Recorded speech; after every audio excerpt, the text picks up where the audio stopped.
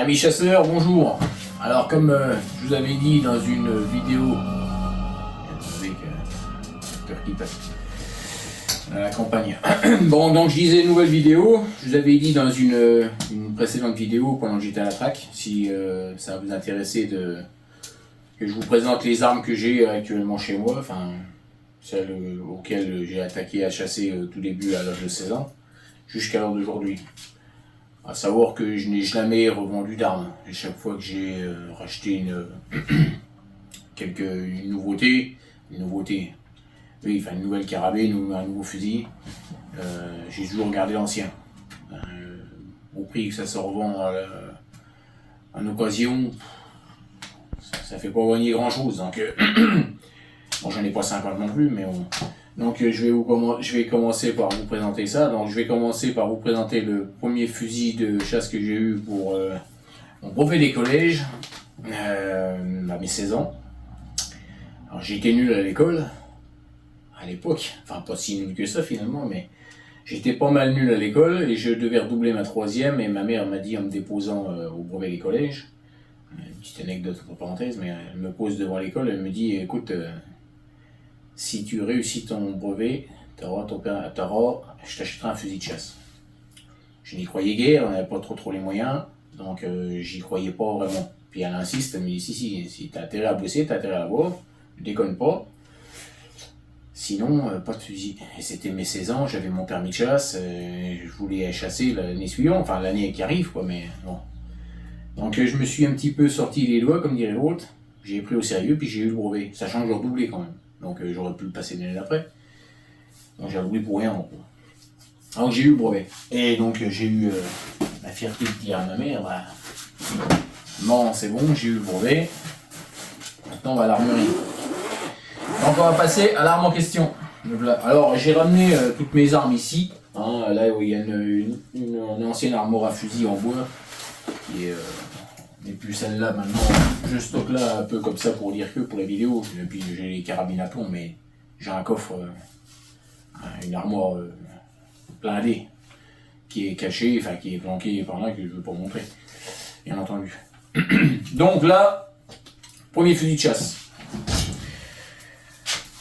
Un Luigi Franchi, calibre 12, chambré 70.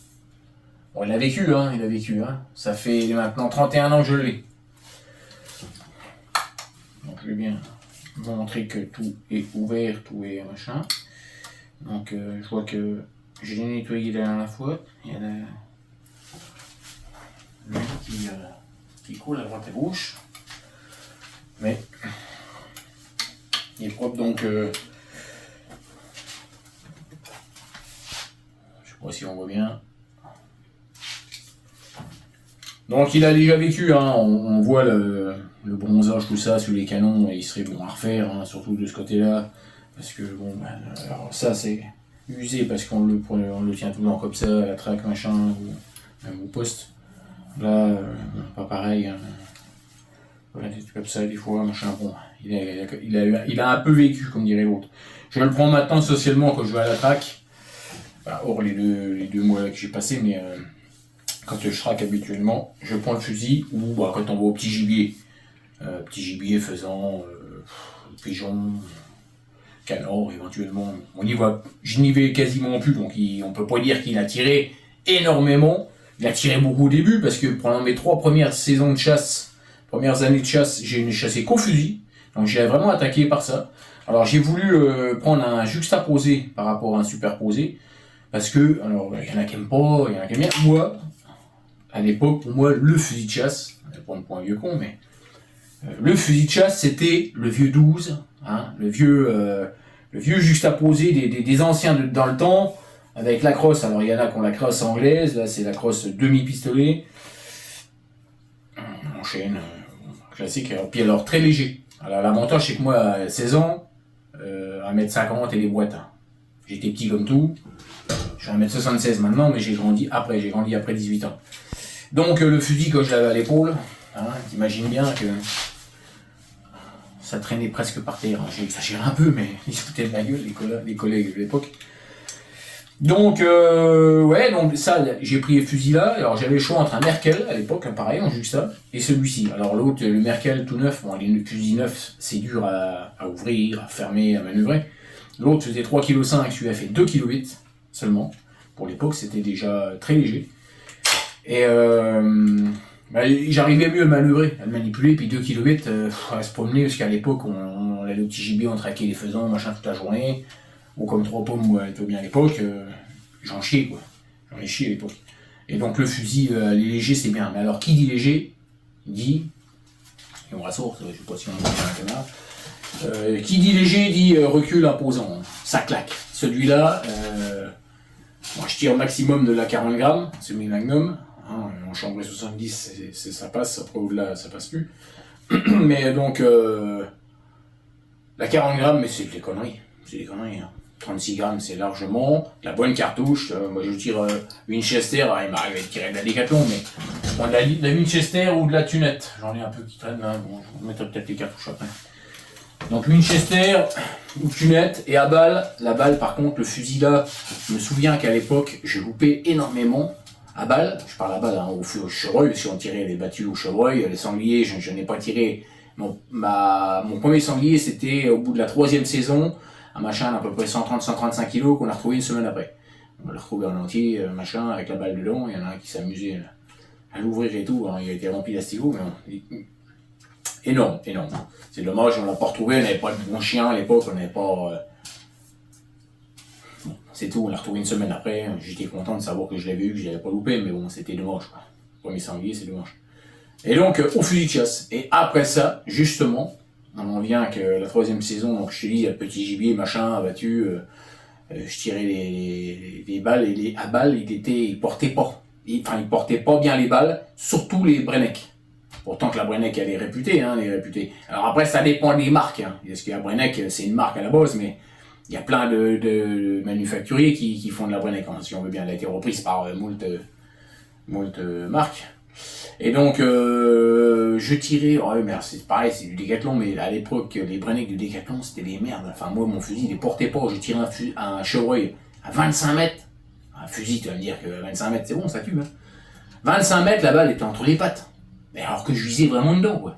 Alors l'autre, il me dit, bah, hey, t'es vachement en dessous, reprends. Alors, des fois, j'avais la chance, le chevreuil bouge pas. Toi, comme dans certaines vidéos, on voit, je reprends, bah, encore entre les pattes. Alors, il fallait que je mette au-dessus. Et j'ai un pote de l'époque, lui il tirait que de la Winchester, de la Slug. En 12, 70, la rouge, tu sais, les rouges. Et je vais en avoir.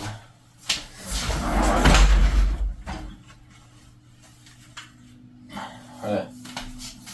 Celle-ci. Voyez. Bon, ça, je les range parce que c'est pour laquelle c'était dans ma veste. Donc, celle-ci, par contre, avec le fusil là, impeccable. Là, je mettais balle dans balle. Enfin, je veux dire, j'alignais, ça tombait. Hein. C'est un fusil non plus, c'est pas non plus une précision d'en faire. Et le problème, c'est, comme on voit, la bande de battu, un superposé, voire certains juxtaposés, avaient vraiment une bande qui est au milieu, la bande qui est entre les deux, qui est vraiment rehaussée, qui est bien à droite. Là, ça fait une cuvette, alors t'as intérêt à regarder le point de mire et aligner avec le haut, là, le creux, là. Ah, faut pas prendre trop là, comme ça, ni trop fin, ni trop grand, parce que t'as tendance à suivre du gibier, et puis tu tires au-dessus ou en dessous, et t'es loupé. Mais là, non, même en prenant bien. Là, maintenant, je sais comment il faut prendre depuis, mais. Et bah, je m'y suis fait. Ça tombe. Hein. Après, j'ai été très mauvais au vol aussi, puis bah, puis, au fur et à mesure, c'est normal, l'apprentissage fait que voilà. Donc, ça, c'est le fusil. Alors, je vous raconte pas que c'est sentimental, qu'il est toujours là, hein. Je le vendrai pas, hein, 31 ans que je l'ai, même le jour où il fonctionne plus, qu'il est foutu, ou je sais pas quoi, il reste dans un atelier, c'est un souvenir. C'est ma mère qui me l'a acheté à mes 16 ans pour mon brevet. J'ai pas eu 50 000 cadeaux dans ma vie, moi, enfin, par mes parents. Donc ça, c'est le truc ultime que je garde, que je garderai tout le temps. Donc ça. Donc comme je disais, le cochon de 135 kg qu'on a retrouvé là une semaine après, un peu les boules. Et puis c'était la mode des carabines à l'époque, hein. Moi je parle de ça. Il y a 31 ans, tu refais tu divises hein, en 2025. Hein, ça fait je sais plus combien, mais bon, ça fait beaucoup, 30 ans, 2025, ça fait 95, ouais, qu'est-ce que c'est ça, 95, 94, 95. ça a été la grande mode des carabines. Hein. Alors, pas forcément les carabines semi-auto ou un truc comme ça, quoique ça arrivait, la 280 Remington de l'époque était une grande mode. Mais moi je suis passé à autre chose. La Remington à l'époque elle coûtait un peu de sous, moi je n'avais pas les moyens. Je sais pas s'il y en a qui ont connu, certainement aussi, les anciens. À l'époque il y avait le magasin Kettner. Il était près à Metz, il fallait monter à Metz, moi j'habite à 1h30, 1h40, ouais, une bonne heure et demie passée de Metz. Et donc, je me suis acheté une carabine. J'ai dit là, il me faut une carabine comme les autres parce que ça va pas, ça tue pas bien, machin. Voilà. Je voulais que ça tombe, ça reste là net. Donc, je me suis acheté une carabine. La première, on passe à la première. Alors, attends, j'essaye de la sortir. Parce que j'avais rangé ça maintenant exprès pour faire bien. Donc, là la bête. Alors là, on passe à la Moser. M98 en calibre 7,64. La fameuse culasse Moser, rien qu'ils vont dire, ah, ça c'était des merdes, machin, ça branle à mot, ci et ça, tout bordel. C'est fou, hein. Ils ont fait la guerre avec ça, ça marchait très bien, ça n'enraye pas, il n'y a pas de souci d'enrayer. Il m'est arrivé une fois de faire une couille avec ça, c'est d'avoir remis, j'avais pas tiré assez fort, c'est trop pressé sur un sanglier, j'ai remis la douille vide. Ça m'est arrivé une fois. Et que j'en ai tiré les balles avec celle-là. Par contre, très bonne carabine, hein, 7,64, donc Moser. Canon de 61 ou même de 65, je sais plus, enfin elle est grande celle-là. Avec une crosse, je sais plus c'est un quoi ça. Je crois que c'est déjà du noyer. Ouais, c'est ça. Hein. Alors elle a eu un souci, c'est qu'elle a fissuré cet endroit-là. Elle n'est pas pétée complètement, mais elle était bien fissurée. Alors ce que j'ai fait, c'est que j'ai remis une vis, j'ai refait un trou, j'ai remis une vis, j'ai remis de la pâte à boîte par-dessus, et ça a maintenu. Bon, c'est sûr que voilà, il y a la fissure, mais bon. Et donc, il fut un temps, j'étais chez ma mère encore à l'époque, et donc du coup la carabine, je l'avais laissée dans sa mallette. Chose qu'il faut pas trop faire, ou alors bien propre, bien nettoyé, bien huilé, quoi. Ça, moi, j'ai pas fait. Et donc, le canon, quand je l'ai ressorti, la saison d'après, en 2 mois de temps, en 3 mois de temps, le canon piqué à mort par la rouille. Hein. De surface, hein, mais rouillé plein. Oh, je te raconte pas le travail. Ah, ça m'a dégoûté, du coup je l'ai poncé complètement. Ah, j'étais obligé, hein, je l'ai poncé, j'ai démonté toute la carcasse, je l'ai poncé complètement. Et après, je l'ai repeint. Je l'avais repeint à la bombe, hein, mais c'est pas fait chier à l'époque, en noir brillant. Et ben tout, machin, nickel. Bon, j'avais caché machin, hein, tout ce qu'il fallait, j'avais démonté toute la ferraille. La culasse pareil. Ça faisait pas mal, finalement, on l'aurait presque cru à l'origine, toi. Bon, un mec aguerri, il l'aurait vu, mais franchement, bon, c'est bien, c'était du dépannage, quoi. Et puis après, j'ai su qu'on pouvait rebronzer soi-même les canons avec un produit un truc à bronzage, du bronzage à froid. Et je l'ai fait.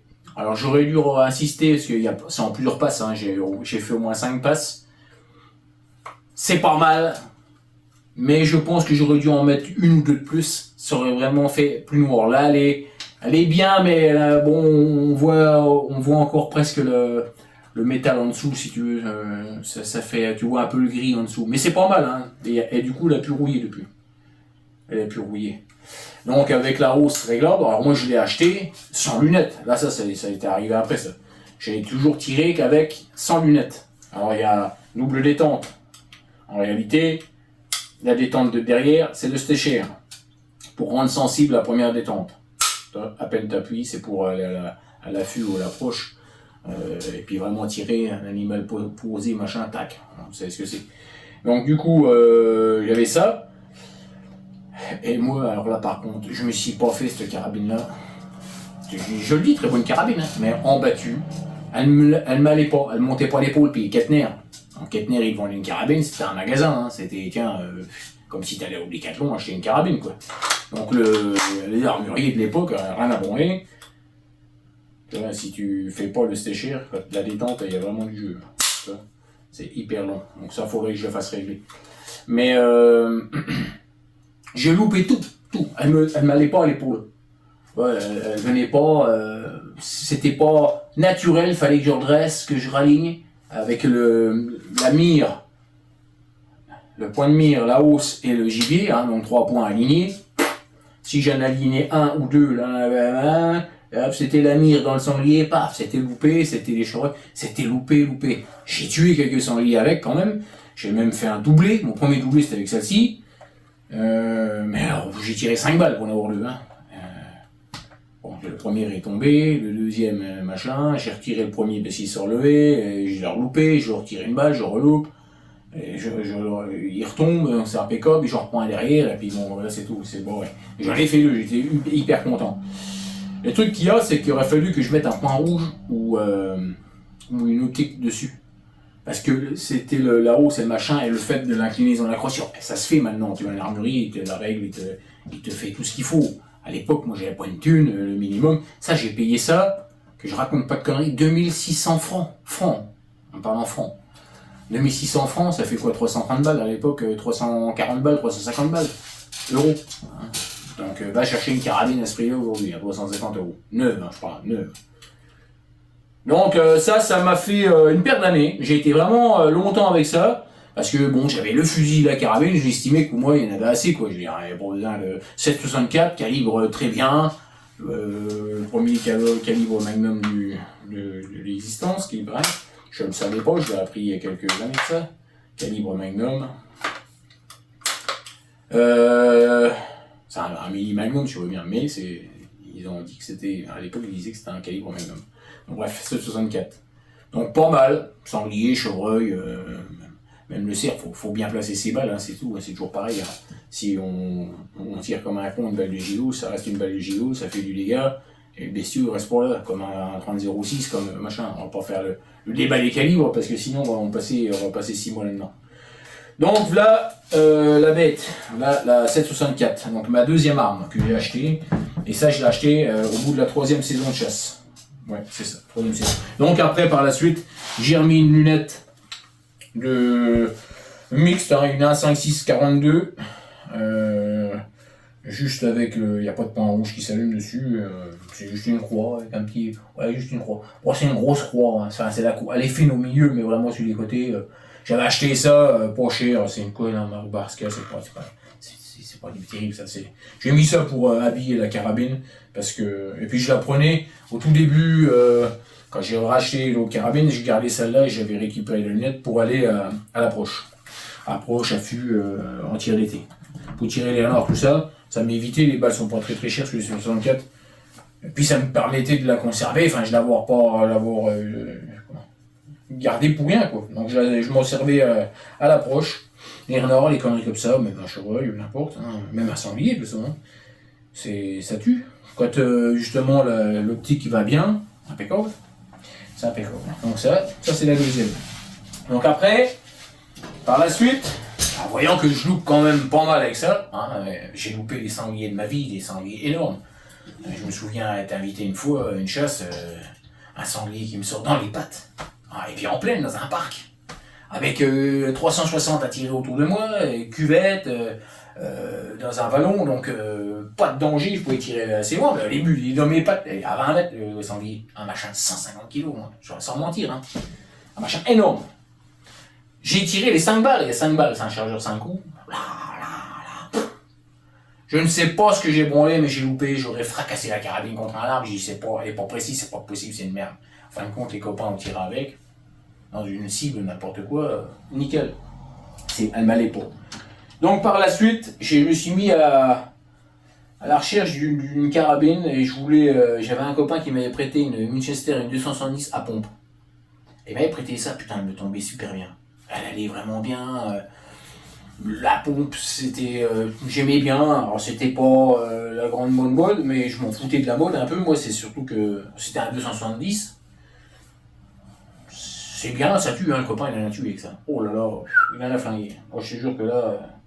Mais il me l'avait prêté, ça m'allait bien, mais c'était dur à trouver à l'époque, hein, surtout à pompe. Et j'ai cherché dans les armureries, et je suis tombé sur. Alors, c'est laquelle? C'est celle-ci. Essayer de pas tout faire tomber.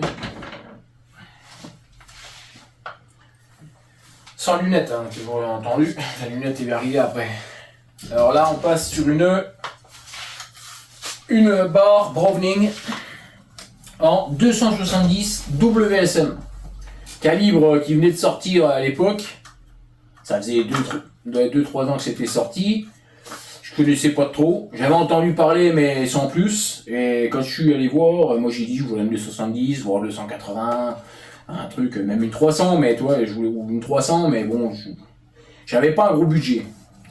J'avais pas un gros budget, je voulais mettre 600, 700 balles, 800 balles grand max, tu vois. J'avais pas un budget illimité. Et tu vas me dire, voilà, avec ça, tu vas pas chier loin. Ça remonte déjà à une paire d'années aussi, celle-là. Et je vais dans les armureries du coin, parce qu'il n'y avait pas Nature à bail, il n'y avait pas toutes ces conneries-là à l'époque, il n'y avait pas le Bon Coin, j'achète pas une flingue sur le Bon Coin. Donc je suis allé voir dans les armureries du coin, je trouve rien, et là une armurerie pas loin de chez moi, là. J'étais étonné, d'ailleurs, je regarde les carabines, ce qu'il y avait dans l'exposition. Les prix à 1500, 2000 balles. Il y en avait une à 1500 balles, une barre en 300 Zénith, là, machin, enfin, comme neuf, la shit, avec des gravures et tout, magnifique. Le mec, il a tiré 3 balles avec, il a tout loupé, 3 balles. En même temps, bah, il a rien vu de la saison, ça lui a dit il avait dit au mec, elle lui avait porté la poisse, ça ne lui plaisait pas, il la revendait. Donc ça valait le coup, elle valait 2200 balles, 2400 balles, et il la vendait 1500. Mais bon, c'était pas mon budget, donc j'ai dit non, ça m'intéresse pas. Il me dit, bah, qu'est-ce que tu cherches avec quel budget? J'écoute, moi, j'ai dit, il me dit, bah, s'il me dit, attends, bouge pas, il voit bien que j'avais pas trop les ronds. Il me dit, attends, bouge pas, je viens de rentrer une carabine, là. Il me dit, elle est pas nettoyée, il n'y a rien du tout. Mais il me dit, je vais te la chercher. Et là, il me sort ça. Bah, elle était pas propre et tout, hein, elle était un peu dégueulasse, un peu machin. Bah, j'ai dit, ouais. Puis donc, c'est une barre, hein. Là, c'est la short track, celle-là, parce que c'est une 270 WSM. Un canon de 51, bien entendu. C'est pas le 47, hein, c'est le 51. Et bah, j'écoute, il me présente ça, il me dit, allez, 600 balles. Il me dit comme ça, tel qu'elle est, sans lunettes, sans rien. 600 balles. Ah, j'ai dit, putain, c'est les sous que je voulais mettre, toi. C'est vraiment le budget que je voulais mettre, impeccable, quoi, là. Puis je me dis, attends, t'en fais pas le con, j'y connaissais trop rien en semi-auto, j'avais entendu parler les 280 à l'époque de Remington, ça enrayait pas mal et tout. Bon, j'ai dit, je vais en parler à 2-3 copains qui connaissent, et puis on verra bien ce qu'ils en disent. Et puis je réfléchis chez moi, j'en parle à 2-3 copains, il y a un copain qui me dit, ah si, 270 WSM c'est vachement bon, ça équivaut quasiment à 300, au niveau puissance, tout ça, c'est très rapide et tout. Non, ça n'a rien à voir avec le 270, Winchester, c'est bien plus puissant. Il me dit déjà, et puis il me dit une barre, une Browning, tu peux y aller, hein. Ça c'est. Il y en a certaines qui enrayent, mais comme toutes, quoi, les semi-automatiques, il n'y a pas une marque qui dit qu'il n'enraye pas un jour ou l'autre. Hein. Ils vont donner si tu la nettoies pas, qu'elle est encrassée, ou que tu as le ressort détendu, ou quoi que ce soit. Voilà, quoi. Je suis retourné vite fait, j'allais voir l'eau, je dis, je te la prends. Je te la prends. Et avec ça, j'étais un nul à la chasse, j'ai loupé tout. Dès que j'ai eu ça, ils m'ont pris pour un sniper, les mecs. Alors, juste bande de battue. Alors, pour moi, déjà, rien que d'avoir la bande de battue. Oh putain, avec le guidon rouge fluo, là. Oh, ouais, j'ai ça, c'est la classe. Ça, enfin, je veux dire, ça, c'est d'enfer, quoi. Prenez ça, bla, bla, putain. Puis, alors, calibre très rapide. Alors, on en parlait, mais 2 secondes, mais.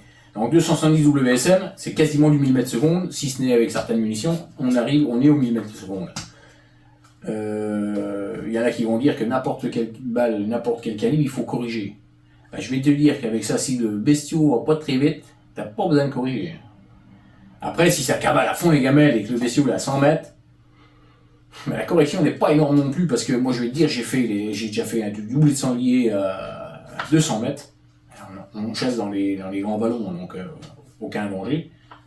200 mètres, mais moi je pensais pas tirer, j'étais sur Mirador, en plaine, mais je pensais pas tirer si loin. J'ai été étonné, c'est quand je suis allé les chercher les sangliers. J'ai dit putain, ils sont loin. Et donc un doublé de sanglier 200 mètres, hein, et j'ai pris dedans, paf, et c'était dedans. Les balles aussi, je les avais mis. Hein. Bon, les sangliers, ils couraient pas à fond les gamelles, ils s'en allaient, quoi. Et, ils se dérobaient pas non plus, mais ils cavalaient, quoi. Surtout que j'aurais mis le 3 pompé. Et puis bah, quand ça se dérobe tranquillement, que ça arrive, flac. Mais alors surtout les tirs lointains, les tirs à longue distance. Pourtant, qu'il n'y a pas le canon qui devrait, pour bien exploiter la balle, il faudrait un canon plus long, au moins 61. Mais à l'époque, on s'en foutait de tout ça. Là maintenant, tout le monde te parle de ça, de balistique. Les mecs, ils sont tous des champions de la balistique sur les sites de chasse, sur les groupes de chasse et tout ce que tu vois. On s'en fout de ça. Les mecs, s'ils ont vendu des carabines comme ça, c'est que ça fonctionne. Et d'ailleurs, on a tous tué avec ça. Même avec des canons courts, j'en connais qui ont des canons de 47, bon, c'est bien pour la track, mais c'est vrai qu'à là, après, autant tirer un 280 ou un 64, c'est exactement le même effet, voire même c'est meilleur. Bon bref, à l'époque on tirait avec ça, donc ça marchait très bien, et moi ça marchait très bien. Sauf que, à longue distance, ça marche très bien. Ça c'est le 270 WSM, il est très bon pour ça. Longue distance, ça tombe. Tu fous une balle dans le bestiau, coffret. Tu vous remets un appareil bien placé, mais même en n'étant pas très bien placé, des fois j'avais tendance à mettre, parce que je ne corrigeais pas beaucoup, des balles un peu arrière. Mais j'étais dedans. Mais ils étaient un peu arrière, au niveau des reins ou n'importe quoi. Donc il y avait des fois tendance à vouloir en remettre une deuxième pour le sécher, enfin pour le. Qui se débatte plus quoi. Hein. Non, paf. Par contre, quand je tirais à 30-50 mètres, ça tombait, hein. Mais ça se relevait, ça se barrait. Et il en fallait 2, il en fallait 3 balles pour l'achever des fois. Et ça me saoulait ça, parce que j'aimais bien avoir ma pièce qui tombe et qu'elle redémarre pas après et qu'on ne recavale pas, chien de sang et compagnie. Et que ça blesse pas les chiens. Donc, en général, ça tombait, hein. Mais il fallait lui en mettre une pour le rachever. Donc j'ai dit, c'est pas normal. Et on m'a dit, bah oui, mais ça reste que c'est une petite ogive, hein, 9,7 g. Et encore, je mettais de la plus. C'est de la 150 g. Là-dessus, tu peux pas aller au-dessus de 150 ou 150 ou 160 maintenant, ils doivent peut-être faire, mais j'en ai jamais trouvé, moi perso. Mais donc, je tirais de la Norma en Vulcan, en 150. Et je tirais aussi en tout début la Winchester XP3. Elle coûtait 100 balles la boîte. Hein. Le mec, il me l'avait réglé avec ça. Alors, c'est un malin, hein, pour me briller après. Mais par contre, elle faisait un très bon résultat. Elle est précise et un très bon résultat. Ils en vendent plus, ils ont arrêté ça, il n'y en a plus. Et donc, la XP3 suprême, alors je sais plus comment, ils l'ont après ils l'ont changé, il y avait les mêmes pointes au bout, machin, mais c'était plus la même. Bon bref, je suis passé chez Norma, c'était moins cher. Quoique, elle est bien à 70 balles la boîte maintenant. Mais Norma en Vulcan, très bon boulot, 150 g. Donc je l'ai eu pendant une paire d'années, donc après j'ai mis un point rouge, il a fallu que je m'habitue. Mais j'avais mis un point rouge, et un point rouge de merde, hein. Comment qu'ils appelaient ça là, tu sais, les petites télés, là, machin, avec le faisceau qui passait devant, là, que tu pouvais mettre la croix, le rond, le truc à 10 balles, enfin le truc à. ça vaut plus rien maintenant, on met ça sur les carabines à plomb, ou sur les trucs à 4 sous, quoi. Genre les fusils des gosses, quoi. Donc j'ai mis ça, déjà le mec quand il me l'a réglé, il me dit oh ça c'est un truc pas terrible, c'est pas bon, il y a de la parallaxe, c'est tout le bordel. J'y sais quoi la parallaxe, hein, si tu regardes là, machin, si ça dépend comment tu tournes la tête, mais le bestiau, en fait le point il se déplace, donc ça veut dire que c'est pas possible. Et mets-moi ça, on l'a offert, c'est tout. Non, c'est tout, il me l'a mis, j'ai eu des résultats d'enfer. Il a fallu que je m'habitue, mais une fois que je m'étais habitué, ça marchait d'enfer, avec un MWAD 5, hein. 5 MWAD le point rouge, énorme. Genre à 50 mètres tu couvres le bestiau. Bon, bref, ça fait rien, ça marchait nickel. Franchement, ça marchait nickel. Sauf que, comme je dis, c'est souvent que le gibier se relevait, machin, ainsi et ça. Donc avec ça, j'avais une préférence à tirer loin que à tirer de près. Ça tombait mieux. Donc je me suis dit, allez, j'aimerais bien avoir la même, mais en 300. Chez nous, le 300, c'est la mode. On est dans le nord-est de la France, la Meuse. Le 300, nous, il n'y a pas. Dans toutes les chasses, c'est du 300. Le 300, c'est le calibre que tout le monde a, ou a eu, ou veut. Là, maintenant, c'est un peu la mode du 30-06, mais encore, on en est revenu. Chez nous, on n'en veut pas. La plupart, ils n'en veulent pas. Ou alors, ils l'ont essayé parce que c'était la mode. Et puis, ça se blesse, ça blesse, ça blesse. Ça fait chier. Les mecs, ils revendent.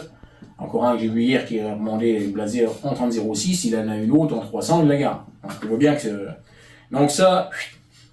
La 300, c'était la grande mode, donc voilà. Donc, quasiment la même vitesse que le 270 WSM, avec un pouvoir d'arrêt en joule plus puissant, toujours en canon de 61, mais bon, à l'époque ça se faisait pas, enfin, pas sur les Browning. Donc du coup, j'en ai racheté une, j'ai retrouvé, je peux montrer ça, peut-être qu'on pousse les empilés. Je retrouve quelques années après, tu vas pas me croire, mais j'y croyais pas non plus.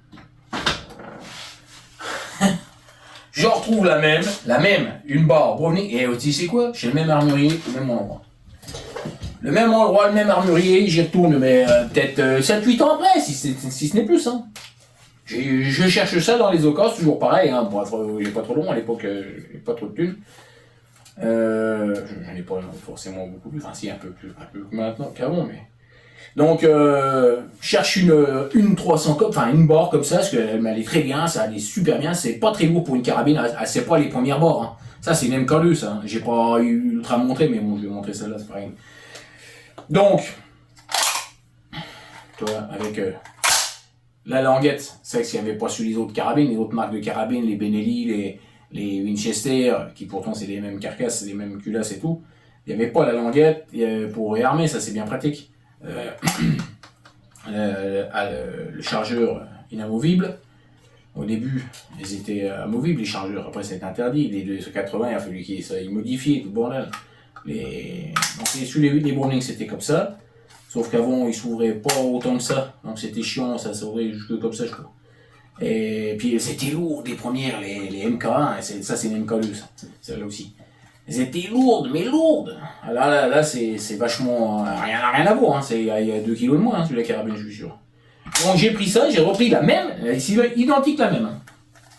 Il y a que un peu la gueule du bois qui est différente. D'ailleurs, le bois là, il était sur la carabine là. Première, c'était le bois là et j'ai inversé, j'ai changé, parce que je me servais plus de celle-là que celle-là. Donc j'ai inversé, je sais plus pourquoi d'ailleurs, bref. Et là j'ai une petite écaille de bois qui est partie. Ça n'empêche pas pour tirer, ça ne dérange pas, mais il fallait que je l'emmène à faire refaire ça. Ça se refait, ou éventuellement s'il y en a un qui a une crosse comme ça qui traîne chez lui et qui s'en débarrasse parce qu'il a mis un trou de pouce ou je sais pas quoi, une MK2, Browning, s'il y a une crosse en bois qui traîne, je suis peut-être preneur. Hein. Il peut envoyer dans un commentaire et il envoie, il me dit ouais j'ai ça, si tu veux ça peut dépanner. Donc ça, impeccable. Donc là, j'ai repassé un point rouge dessus, c'était pas celui-ci, je l'ai revendu. J'avais revendu le point rouge par contre parce que j'avais passé sur une lunette, qu'on verra après. Et le point rouge, pareil, la 300. Mais la 300 par contre, habitué à la 270 WSM, qui est très rapide, ça c'est quand même un peu moins rapide. Hein. Quand on arrive déjà à 900 mètres secondes avec celle-là, avec des balles, des bonnes balles machin, en 180 grains je parle, hein.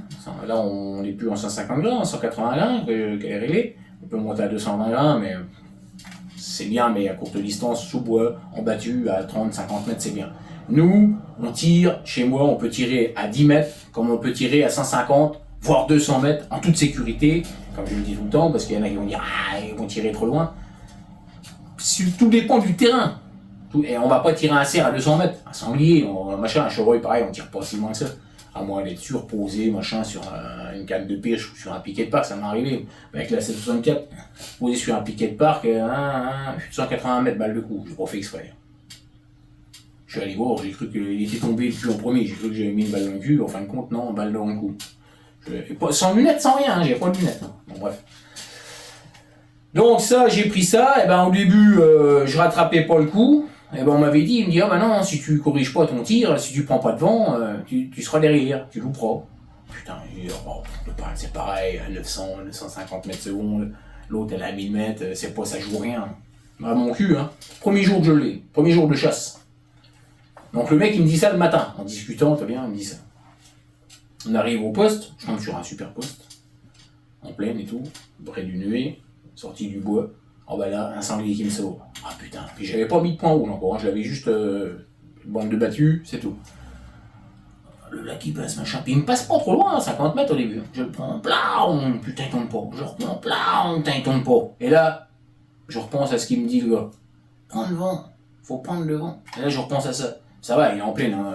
Je reprends rien, je reprends le vent, flac, roulez, j'ai dit, ah putain il avait raison. Ah j'ai vu, effectivement, faut prendre le vent avec ça. Voilà quoi. C'était il y a quelques temps, donc à force, hein, il faut savoir prendre des beaux conseils sur les anciens, on dirait l'autre. Et donc, impeccable, je m'y suis fait, pambal, et là, celle-là, je l'ai gardée pareil pendant une paire d'années, ben, d'ailleurs, je l'ai toujours. Hein. Je m'en sers de temps en temps encore, quand je suis en poste sous bois. Quand je suis au poste sous bois dans un petit léon, semi-auto, 3 coups, ping, ping, ping. Quand ça saute la ligne, tu peux tirer au moins 2 balles. Tu vas me dire, il faut en mettre une bien placée. Ouais, mais ça arrive qu'il y ait une troupe ou n'importe quoi. Ça m'a déjà arrivé de me faire presque charger en tirant une balle, le bestiau blessé et qui vient de charger la gueule. Ça m'a déjà arrivé. T'es bien content d'avoir une machine, puis elle n'a pas de enrayée à ce moment-là. Voilà quoi. Ça m'est arrivé d'enrayer aussi avec celle-ci, comme l'autre, hein, des fois un peu encrassée, ou j'ai eu le ressort qui merdait un peu, ou suivant certaines marques de balles. Il y a des marques de balles qu'elles acceptent pas forcément. Hein, on veut toujours changer. On les règle avec une, et puis on aime bien, oh, il y a une nouveauté qui est sortie, oh, bah, il y a celle-là qui est pas mal. Donc il parle de celle-ci, oh, je vais essayer. Donc tu as 50 000 boîtes de balles. Les poids de balles, j'ai essayé de garder les mêmes poids, mais d'une balle à l'autre, même en même poids, ça diffère à mort le réglage, c'est rien à voir. Hein. Y en a, elles vont gerber à mort, et puis d'autres, elles mettent balle de trou dans trou presque. Que t'as rien changé au niveau du réglage. Hein. Donc ça y joue, donc maintenant je tire que de la Norma, dans le point de plastique.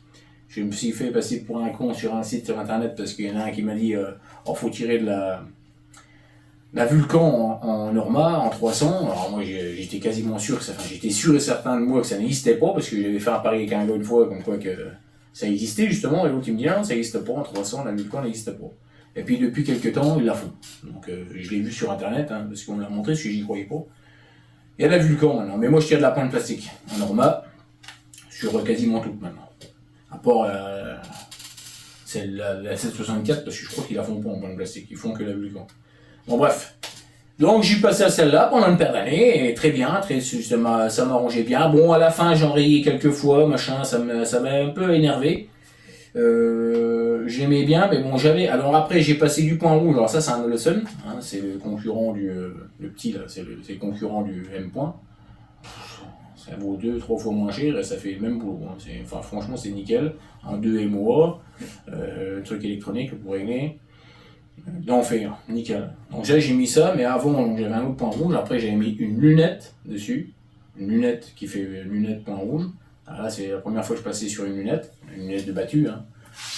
Un 6-24 avec un point lumineux que j'avais mis dessus, et puis bah, après je l'ai changé parce que j'ai racheté après, parce que ça j'ai gardé ça quelques années aussi. Donc je les rangerai après, je vais mettre ça là.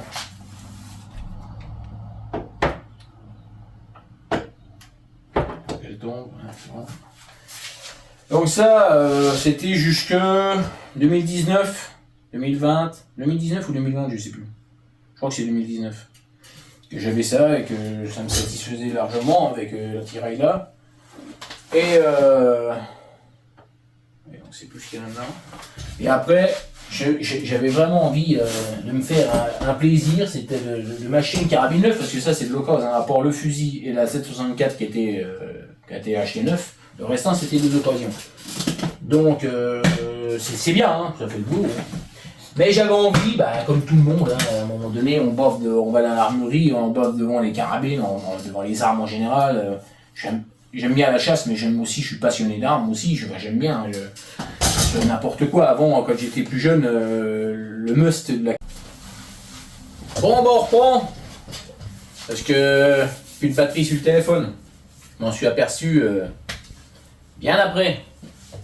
Donc, c'est pas le même jour, c'est le lendemain ou le lendemain. Bon, bref, du coup, j'en étais en train de te dire que... J'étais en train de te montrer, bon, j'avais rangé les carabines en attendant. J'étais en train de te dire que oui, le must pour l'époque, c'était les carabines express. Et c'est vrai que c'était la grande mode, hein, c'était l'arme absolue, c'était l'arme que n'importe quel chasseur voulait avoir à l'époque. C'était une arme, c'était le grand luxe, quoi, le grand standing, si tu veux bien. Et c'est moi qui fuis.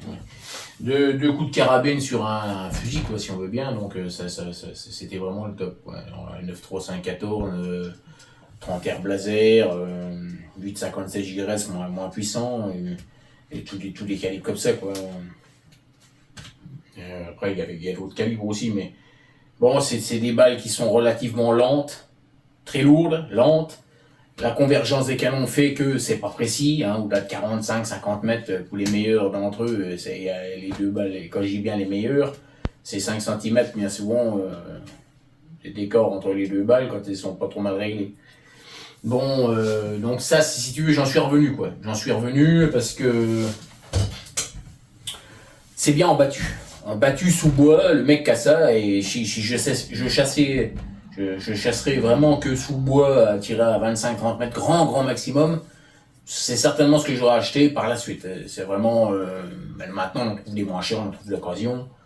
Il y a certaines marques qui sont pas ultra belles et ultra connues, mais il y a des marques à pas cher maintenant.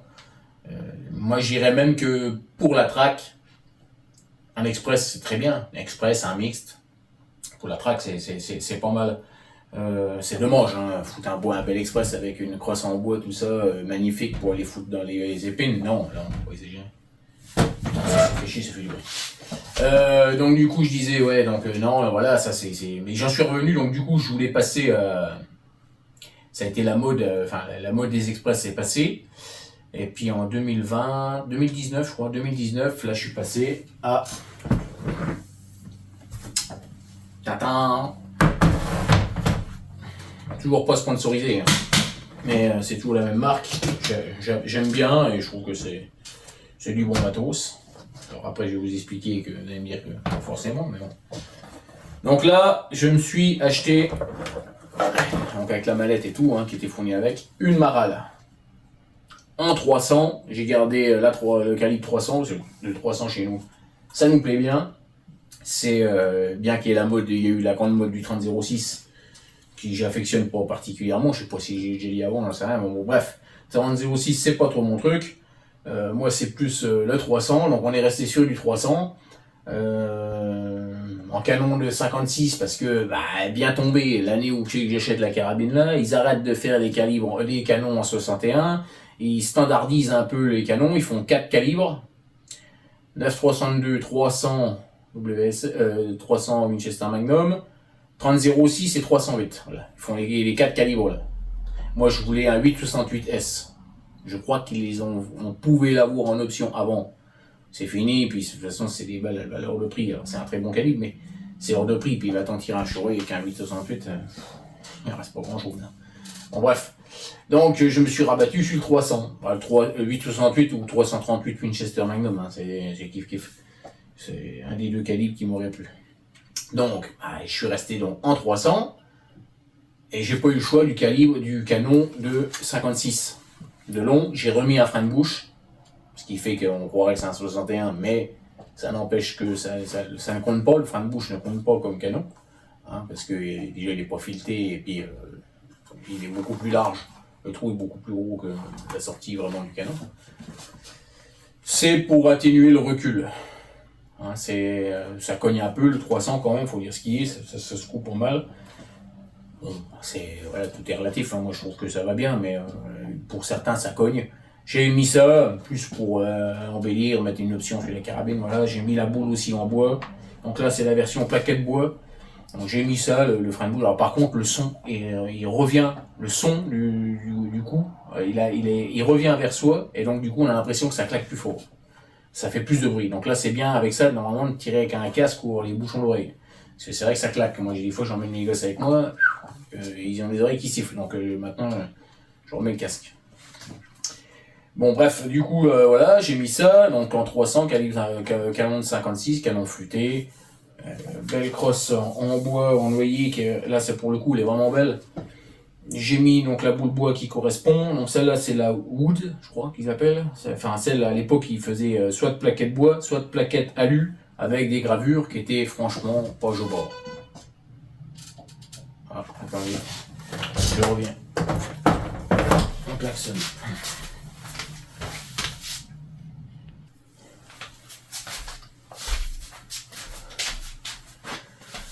Bon, me voilà revenu. Putain, on va faire que ça. Bon. Donc j'en étais où? Je ne sais même plus. Je ne sais plus.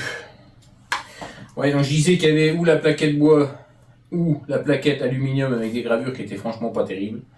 Donc j'ai préféré prendre la plaquette bois, qui est plus harmonieuse à mon goût. Alors après, depuis ils ont fait la RAL 4X, qui là, elle, la carcasse et les gravures dessus sont beaucoup plus belles. Il y a deux sortes de carcasses gravées. Il y a une avec des petites scènes de gravure, des petites scènes de chasse gravées, des sangliers, machin. Et la haut de gamme qui est complètement gravée complet, je crois. On appelle les points noirs. La carcasse est en... Comment ils appellent ça, la couleur là? Enfin, gris, un peu alu, un peu plus foncé. Bon, non, pas bronze, merde. Ah, bref, c'est une carcasse grise. Gris foncé, un peu plus foncé. Avec des gravures. Et puis des bois qu'on peut changer à grade, je sais pas combien, enfin qu'on peut prendre plusieurs types de grades de bois.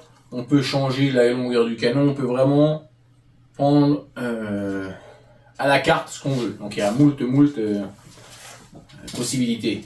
Celle-ci, il n'y avait pas 36 000 possibilités. Et avant, juste avant que je l'achète, il faisait, on pouvait l'avoir à 300 en calibre, en canon de 61.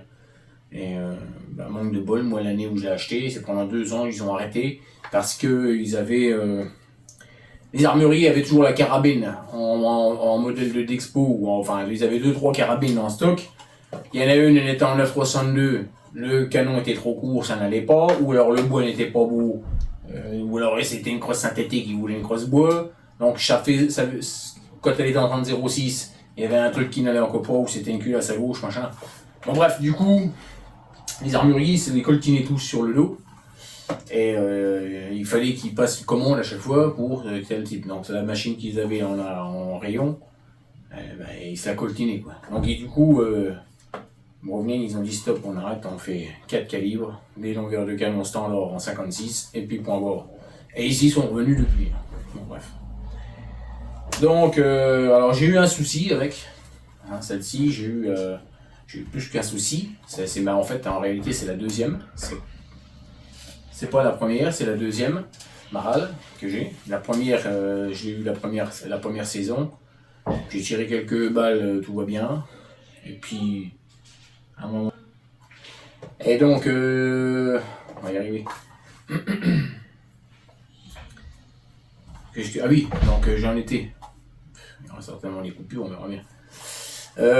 J'en étais que oui, donc celle-ci c'est la deuxième parce que la première, au bout de 3-4 balles tirées, bon, jusque là tout va bien, j'ai quelques sangliers, tout va bien.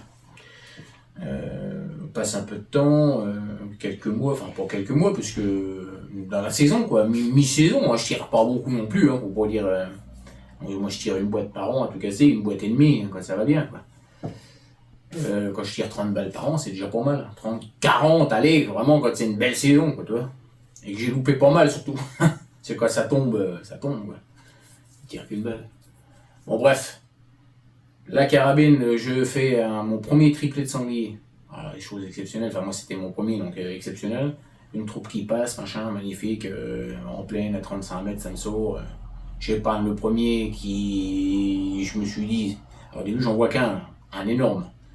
Je suis sûr et certain, après coup, que c'était un gros mâle finalement. Et moi, bon, pensant, voyant les petits arriver derrière de 30-40 kg, arriver derrière, qu'est-ce que je fais? J'épargne le premier, le gros, et je prends les petits, donc je tue 2-3 petits. Et puis, en fin de compte, après coup, en y repensant à la scène, en remémorant tout ça, en réalité, ça devait être un gros mâle qui était dans la bande et qui est sorti en premier du bois, et que les autres ont suivi derrière, parce qu'il y avait quelques gros à la fin derrière, certainement des lait et certainement la lémeneuse qui était là, mais bon, bref. Ça arrive que le mâle soit en premier. C'est très rare, mais ça arrive. Bon, bref, il était épargné aussi. Donc, je fais un triplé, tout content. Hyper content même. Et là, je regarde la carabine, ça va bien, hein, ça recharge à une vitesse phénoménale. Hein. Ça va hyper bien, ça n'a pas besoin de tirer sur l'orche, voilà, tu vois. Donc, hyper content. Et là, je mets la carabine comme ça, je me rassure au poste, hein, et là je vois une fissure là mon gars, c'est même plus une fissure, hein, éclatée. La crosse ouverte en deux. Je te raconte pas le délire quoi, j'étais si, du coup je tire plus avec rien.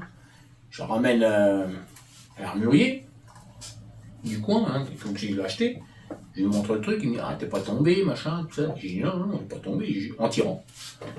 Bon écoute, on va voir, Covid, période Covid, donc voilà. Il me dit ça va mettre du temps, hein. Je sais pas quand est-ce que j'aurai, bon c'est tout. On renvoie, effectivement, au moins un mois et demi sans avoir la carabine. Heureusement, j'ai ma 300, j'ai la 270, enfin j'ai celle d'avant, vous avez vu. Donc je reprends les guéris, et puis voilà quoi.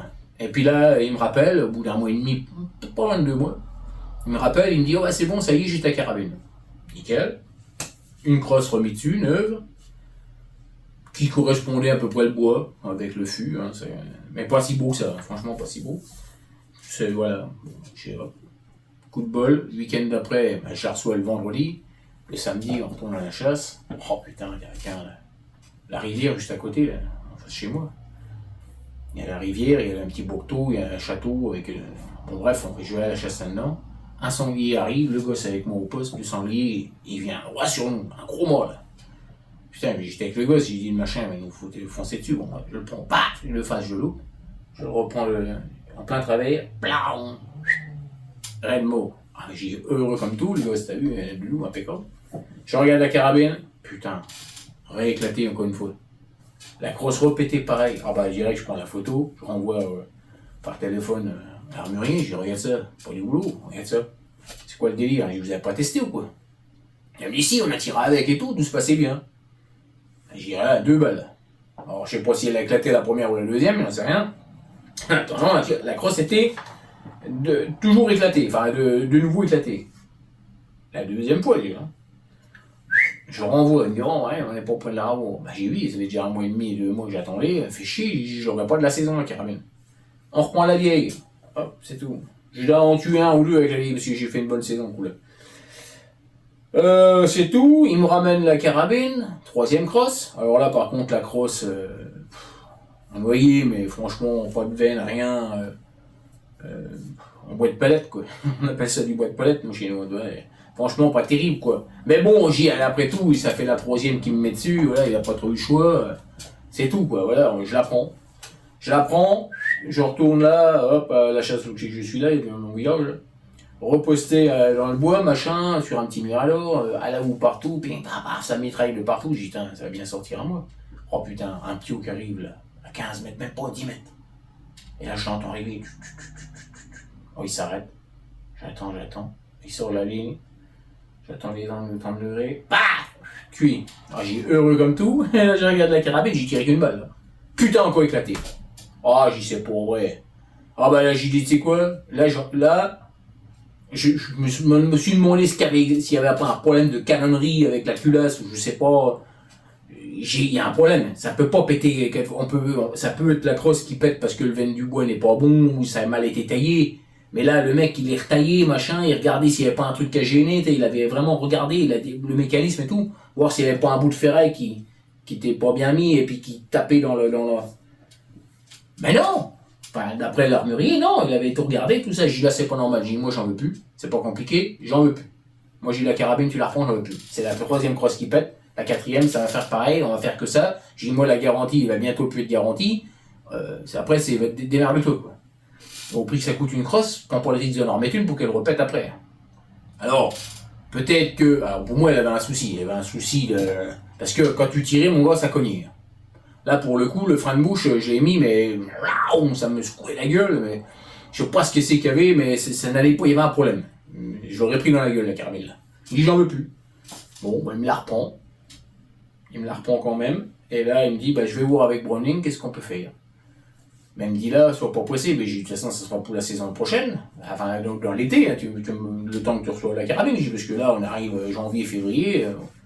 Ça va être foutu, quoi, toi.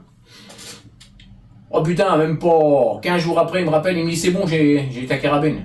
Enfin, il me dit j'en ai une autre pour toi. Je dis ah bon, t'es sûr? Ouais, il me dit ouais. Il me dit un coup de bol. Il dit un armurier sur Lyon, je sais pas où dans le coin. Enfin bref, il avait un trou vendu, un stock un peu trop important, je sais pas quoi. Et donc il y en a une qui repartait à l'usine parce qu'il y en avait de trop. Et donc c'était celle-là, une en 300 comme je veux. Par contre là, bois magnifique. Tu vois, un bois avec un beau grade. Je sais pas si tu vois bien le là, je vais me rapprocher un peu, mais vraiment bien veiné, bien belle et tout. Bon, depuis, malheureusement, j'ai fait quelques rayures dessus, on poste les miradors et tout ça. Mais bon, elle est belle quand même, toi, elle est propre. Machin. Donc, refaite, et depuis, donc là, c'était en 2019-2020, toi, ouais, 2020, le Covid, machin. Et depuis, j'ai tué les cochons, j'ai tiré pas mal, jamais pété. Donc, il y avait un problème, celui-là. Il y avait bien un problème sur la caravane. Et donc, j'ai remis ma lunette dessus, ma boule, que j'ai récupérée, tout ça. Et là, il faut savoir que, je sais pas si on voit bien, mais il y a une mallette avec, hein. Enfin, ceux qui en possèdent des Browning, ils le savent, mais moi, bon, là, j'ai été voir plusieurs armuriers. Les armuriers, j'en ai vu vendre des marales sans la boîte. Et ils te proposaient la boîte après, si tu voulais la boîte, il fallait repayer 300-400 balles. Et, ouais, je sais pas combien, peut-être, j'exagère peut-être le prix, j'en sais rien, mais en fin de compte, la boîte, ils te la faisaient repayer. Alors que moi, quand j'ai acheté la carabine, déjà, je l'ai eu à 2002, 2150 exactement. Un armurier chez nous qui faisait vraiment pas cher, même sur internet, j'avais été voir partout sur internet, il n'y avait pas à ce prix-là. Il n'y avait pas, à ce prix-là, c'était 2004, 2005 minimum, voire 2006 en armurerie. Et bon, par contre, il n'y a pas de cadeau de je te montre la lunette gratos, je te mets une lanière et une machine comme ça gratos, non. Le mec il dit c'est avoir des poiquerettes, donc ce que tu veux en plus, c'est en plus quoi. Bon bah même en remettant ça et un montage, et puis que je m'achète une boîte de balles, j'étais pas aux 2400 les boîtes. Hein. Bon bref. Donc du coup j'étais toujours gagnant. Donc j'ai acheté ça là-dessus, et puis bah le mec il a quand même été cool parce que 3 crosses pétées, là, il a changé la carabine, voilà, il m'a tout machin. Et c'est lui qui m'a dit bah tiens, il y a une mallette avec, hein. Enfin déjà c'était la deuxième mallette, parce que du coup il m'a repris l'autre carabine avec l'autre mallette. Et puis bah celle-là je l'ai récupérée neuve avec sa mallette, avec donc les cales, parce que dessus avec il a fourni des cales de machin, il y en a plusieurs, il y en a deux. Bah du coup il y en a trois, il y en a une qui est dit là-dessus. Une petite, une intermédiaire et une grande. Il y a des outils qui sont avec. Il y a quelques outils, enfin il y a ça là pour mettre dans la boîte pour le ponter, enfin pour la détente, pour bloquer la détente. La clé à laine pour démonter la crosse. Et puis le fût, tout ce qui va avec. Avec elle est fournie avec le rail qui est pour la lunette, là, tu me dis pourquoi tu l'as pas mis dessus. Parce que ça fait un poids de vache en acier, c'est lourd comme vache. Et t'as le mode, t'as un crochet, on va le faire tomber. T'as le truc qui s'ouvre là, c'est pour c'est le système de verrouillement, de verrouillage plutôt. Pour le montage kite, c'est pour mettre le petit point rouge kite ou la lunette, enfin avec les trucs kite. Je l'ai pas mis moi parce que c'est une lunette en mode fixe, moi je la laisse fixe. Voilà, j'avais ça, et puis qu'est-ce que c'est, bah alors t'as un truc, vu que t'as le canon qui est fileté, donc t'as un embout machin, t'as la petite laine, la boule d'origine, voilà. Ça c'est pas celui de la lunette là, ça c'est un autre truc. Bon bref, voilà quoi, donc là le matos qu'il y a eu avec. Donc très content de la carabine, hein. Franchement, là depuis maintenant, ça va vraiment bien, c'est le top, ça va plus vite qu'une blazer, qu'il faut repousser. À la blazer ça va vite, ça coule super bien, c'est une belle arme, tout ce que tu veux. Ça vaut entre 4 et 8, 10, 12, 15 000 balles suivant le bois que tu mets dessus. Pour le prix, j'estime que c'est de la bonne calotte, hein, effectivement. Mais j'ai des potes qui en ont, hein, bah, quand là, regarde, tu relâches, c'est rechargé, et puis t'entends, clac, ça y va, hein, c'est un ressaut, ça y va, ça fait pas semblant. Bon bah une blazer, il faut que tu repousses, et en plus de ça, donc t'as la culasse qui fait comme ça, hein, vous connaissez, hein, et il faut réarmer, pour qu'elle soit réarmée, il faut bien la repousser vers l'avant, le levier. Tu le pousses contre, et bien en avant, parce que sinon elle n'est pas armée. Moi j'en connais qui ont été tout doucement, pour pas faire de bruit, en rechargeant tout doucement, puis bah, tic, tic, tic, y a rien, elle marche pas. Et puis plein de fois, hein. La Merkel RX-LX, que j'adore aussi, qui me faisait vraiment de l'œil aussi, qui est sympa, mais alors c'est un débattement qui est moindre par rapport à la Baser, mais il faut quand même repousser. Mais bon, bah c'est pareil, c'était un minimum à l'époque, un minimum de 4400 balles, je crois. En crossbow, hein, cross synthétique, ça m'intéresse pas, j'aime pas. Pour la track, c'est très bien, mais moi j'aime bien tout ce qui est bois. Donc ça c'est pour tracker. Donc ça coûte cher, c'est pas, toi j'en ai deux des marales à ce prix là, 4400 balles, ça c'est 2002, donc à la rigueur j'en ai deux, tu vois ce que je veux dire. J'en prends une en synthétique pour, je sais pas, pour foutre la track machin, je traque pas avec ça, mais j'en ai vu qui traquait, hein, tu la prends en cross synthétique, canon court en 9.3, ça fait le boulot. Après, l'avantage c'est que tu peux mettre que tes 3 balles dans le chargeur, alors sur le 9.62 je crois que c'est à 5 balles, je crois, je raconte pas de conneries. Sur la 3006 c'est 5 ou 6 balles, voire tu peux mettre un chargeur 9 ou 11, je sais plus, enfin, bref, avec une banane comme ça c'est affreux. Et puis le Magnum c'est 4 coups, une dans la chambre et 3 coups dans le chargeur. Mais bon, à la rigueur à la traque t'en mets que 3 dans le chargeur, tu laisses vide le canon et quand tu sais que tu vas tirer, clac clac, à la rigueur, tu vois, c'est sécurisant. Parce que je suis maintenant, maintenant que je vous ai montré tout ça, à l'heure actuelle si je devais racheter quelque chose, une arme, la prochaine, je me tente pas mal parce que bah, je suis plus à la traque, je suis en général, moi je suis posté, hein. J'ai traqué là pendant 2 mois parce que j'ai pas trop le choix, sans armes en plus de ça. Et donc du coup là maintenant je suis posté, donc en général je suis posté, ça m'arrive de traquer, ça m'arrivera de traquer aussi prochainement, peut-être aussi, peut dépanner. Mais en général non, je suis posté, et donc si je vais à la traque, bon moi quand je traque en général je traque avec mon fusil de chasse, mais comme je disais, juste à poser, machin, enfin ouais c'est bien, mais c'est moins précis. Alors j'aimerais bien reprendre soit un fusil de traque, tu vois, vraiment le fusil de traque mais en canon rayé, un canon court, mais en même temps canon court c'est vraiment exclusivement pour ça. Tu veux tirer un pigeon, machin, bon c'est pour le top quoi, ça a pas une portée, ça arrose à mort quoi. Vu que le canon est court, quand tu tires du plomb, on laisse tomber. Il y a ça, un express pour la traque, un vieil express, toi, un vieux truc, un truc marque un peu bidon, enfin pour des marques bidon, mais je veux dire, toi, il existe des Baikal, il existe des BRNO, là, des trucs comme ça, toi, un truc approché, voire même en crosse synthétique, enfin, je sais pas si les express ils en ont fait en crosse synthétique, mais peut-être maintenant les nouveaux, mais non, mais un vieux truc ou un mixte. Bon, mixte, bon, t'as une balle de carabine, une balle de fusil, ça pourrait peut-être être pas mal aussi. Un truc pour la traque, ou alors carabine à levier sous garde, là ça c'est pas mal, hein, les Winchester, là, les 30-30 ou les 444 Marlin. J'irais plus la 444 que la 30-30. 30-30 c'est bien, mais tu tires vraiment pas loin que ça. Et nous on a du CR, on a du machin, je me vois pas tirer avec un CR à la traque. Il y en a qui vont dire à la traque on tire pas le CR. Chez nous, on a la possibilité, on est bien souvent.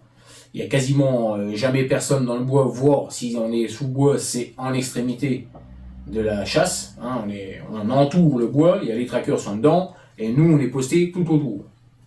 En général c'est comme ça, il y a très peu de gens dans la traque ou dans le bois. Donc les trackers peuvent tirer, hein, ils sont alignés, ils sont tranquilles, c'est du vallon, donc ils peuvent en toute sécurité, bien entendu, hein, ils doivent faire attention, c'est primordial, mais ils peuvent tirer le CR. Donc chez nous ils tirent le CR. Les cerfs, les chevreuils, les sangliers, donc ça, la traque, ça peut être bien, mais j'irais à 4-30-30, bon, ça peut atteindre tous les calibres bien placés, la balle, ça tombe, mais on place pas tout le temps les balles, surtout à la traque, correctement. Donc, ça peut être, voilà, ça c'est des carabines qui sont bien, ou encore, il y a la nouvelle qui est sortie cette année, enfin cette année, ouais, si, c'est cette année qu'elle est sortie la Winchester à pompe, à pompe, Winchester à pompe, là, en crosse synthétique fluo, là, pour la traque.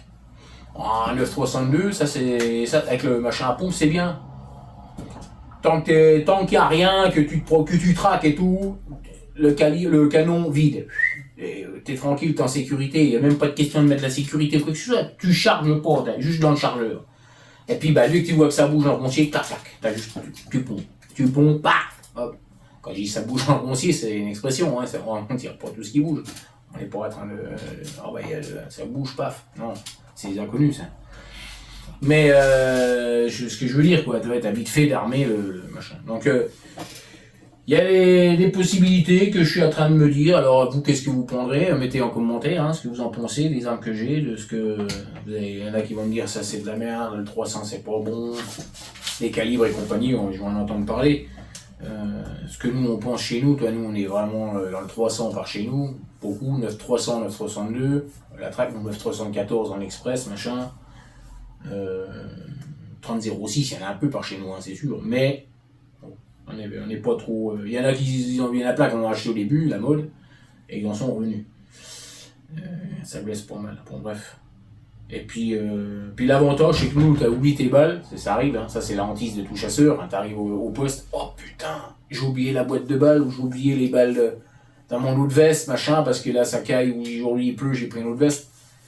Ça c'est, bon tu vas voir le pote d'à côté, il a une 300, donc chez nous c'est comme ça. T'as des 300, tiens, il te dépanne des balles, quoi. Quand t'as un calibre un peu exotique, un peu que tout le monde n'a pas.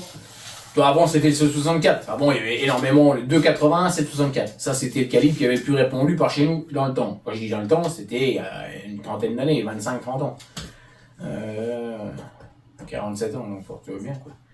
Et maintenant, le 300 est répandu depuis déjà une paire d'années. T'as du 270 qui est beaucoup moins répandu maintenant. Avant, un peu plus, maintenant moins.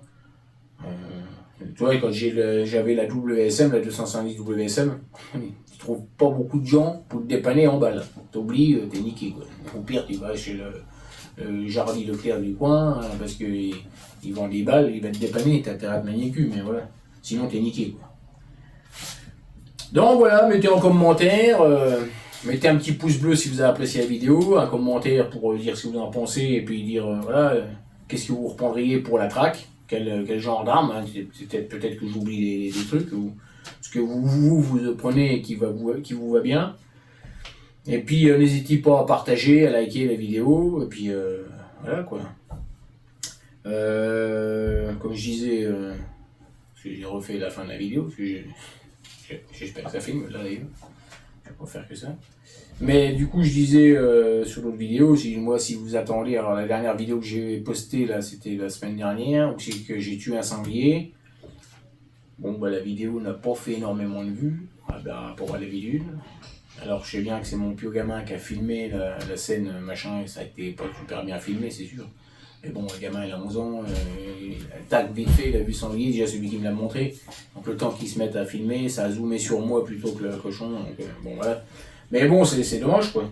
Bon après, moi, faut pas s'attendre à voir les tableaux de sanglier avec les machins, que ça tombe, comme on voit sur certaines vidéos partout. Hein. Moi, c'est une petite chasse, on a 150 hectares boisés, 400 de plaine. Il y a 20 sangliers à tuer par an, des fois on en fait 30, 40, c'est rare, hein, ça arrive, mais c'est rare. C'est pas...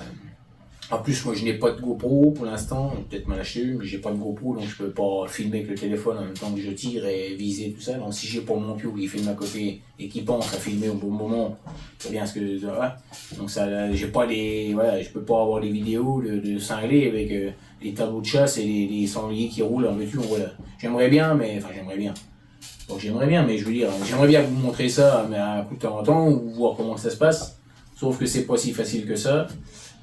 Moi, c'est pas les actions à 4-5 000 balles. Hein. C'est que les mecs, ça tourne en rond là-dedans et les troupes de 30-40 sangliers, t'as pas pu tirer. Oh, ils vont repasser. Les mecs, on voit bien hein, sur certaines vidéos, les mecs, oh bah là, j'ai pas tiré parce que ils étaient trop serrés. Donc j'ai risqué d'en blesser un ou d'en tuer un deuxième. Quand t'as 30-40 sangliers à chaque troupe qui passe, et que t'as peur d'en faire deux, chez nous, les mecs, la Fédé, faut y aller, il y en a trop, les dégâts de sanglier à foison, donc faut en taper, je dis pas tout fout à blanc, hein, c'est loin de là. Mais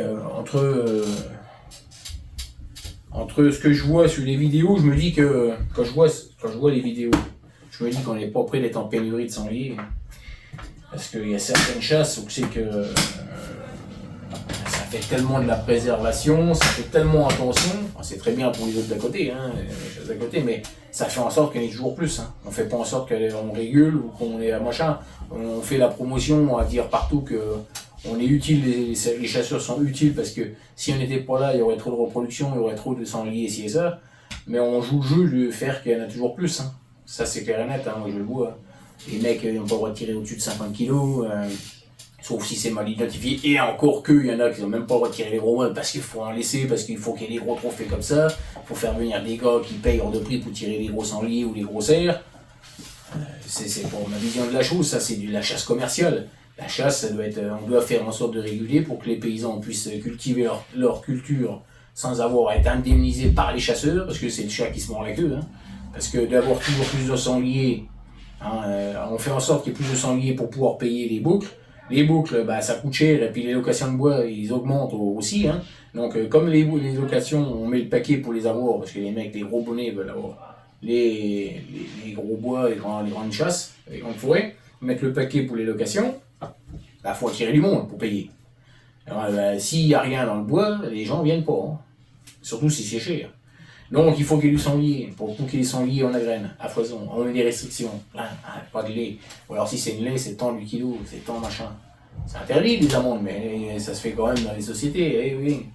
Et donc les mecs, bah, qu'est-ce que c'est? Bah, en fin de compte, quand tu vois passer des troupes, j'en vois les vidéos, hein, les mecs qui sont là, oh, bah, je vais pas tirer parce que. Ouais, machin, ouais, on ne sait jamais. Voilà. Si c'est une lait, oh malheur, oh là malheur, si t'as tué une lait, oh là là. Et attends, si tu tues pas de lait à un moment donné, on fera qu'il y en aura toujours plus. On fera pas de la régulation. On fait en sorte qu'il y en ait toujours plus. Le mec qui va me dire, ah bah si tu tires les petits 30 kilos, à un moment donné, non. Parce que les laits, si tu les préserves toutes, hein, alors c'est sûr que dans les 30 kilos, il y en a. Mais celles qui passent au-dessus, qui passent à 50-60 kilos, elles se font agresser. Hein. Puis maintenant, c'est 2 fois par an, hein, largement. Hein. Donc elles font 5, 6, 7, 8 piots, 10 piots. Là, on a vu 3 laits, 27 petits hauts. 3 laits, 27 petits hauts. Ben, t'as vite fait faire, t'as vu le travail, 3 laits qu'on a laissé, mettons, l'année dernière dans notre coin. Et ben, les 3 laits, elles ont été vues tout l'été, 27 petits marcassins. Bon, ben, tu m'excuseras, mais on va pas me dire qu'il n'y en a pas plus l'année d'après.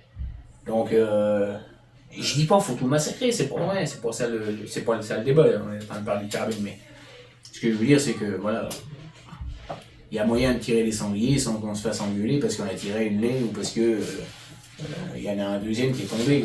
Quand les quotas sont atteints, ils sont atteints. Hein. Mais quand il y a des sangliers et puis qu'il y a des boucles et puis qu'il y a des sangliers, bah, il faut aussi savoir taper quand il faut taper. Donc je me dis, quand je vois les vidéos, mais c'est chez nous, vous ne verrez pas des grosses troupes. Alors il y en a qui vont me dire, oui, mais avec ton discours, c'est sûr qu'il n'y aura jamais de grosses troupes chez toi. Si, il y en a des grosses troupes chez nous. Sauf qu'elles sont malines, et puis que moi je les filme pas, j'ai pas de caméra, ils sont pas de pro sur la tête. Et donc, puis avant d'arriver à faire les tableaux, on arrive, on en fait, mais... Donc voilà, alors, je suis pas là pour refaire le monde de la chasse, hein, loin de là. Et je vous ai fait le tour un peu de mes armes. Alors dites-moi un peu, parce que je rallonge. Dites-moi ce que vous en pensez, et puis sur ce, à la prochaine. Hein, je ferai certainement des vidéos au poste la prochaine. Allez, salut!